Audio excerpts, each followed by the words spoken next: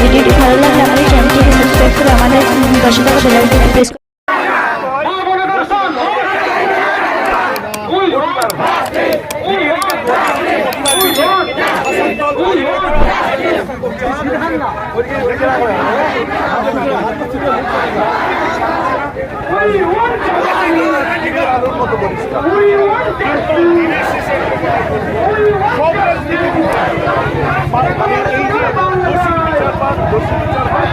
এবং আন্দোলনকারী যে আমার মনে হয় আমার সেই মনের মা যে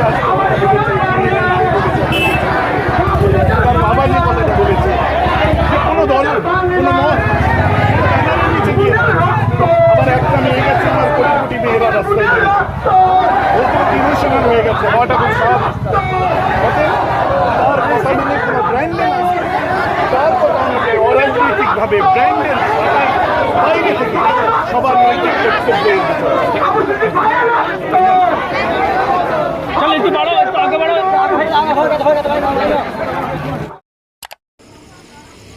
এই মুহূর্তে বড় খবর আপনারা দেখলেন যে গতকালকে আমাদের ফুরফুরা শরীফে পীরজাদা কাসেম সিদ্দিকী, শবান সিদ্দিকী, সাফিরি সিদ্দিকী, সাউদ সিদ্দিকী, মেহরাব সিদ্দিকী সব গতকালকে এখানে বিশাল বড় একটা মোমবাতি মিছিল ছিল, আপনারা দেখেছেন।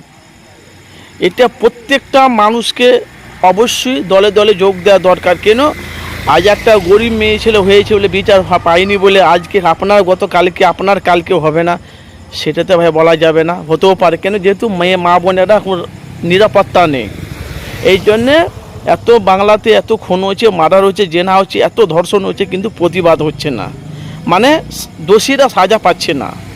তো আপনারা মূল্যবান বক্তব্য মেহরাব সিদ্দিকীর শুনলেন, অবশ্যই আপনারা মূল্যবান কমেন্ট বক্সে মতামত জানাবেন।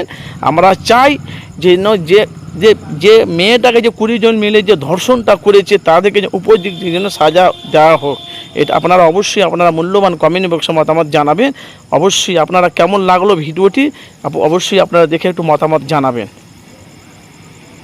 বাংলার মানুষ বিক্ষোভ এর শেষ দেখেই ছাড়বে জনগণ, যেহেতু ডাক্তার লেডিস ডাক্তারকে 20 জন মিলে, আবার শুনেছি এখন 30 জন মিলে ধর্ষণ করেছে। অবশ্যই আপনারা জানাবেন আপনারা কী চান। আমরা বলি স্বাধীন, কিসের স্বাধীন? এটাকে স্বাধীন বলে যে মা বোনের রাস্তা ঠিকভাবে চলাফেরা করতে পারে না?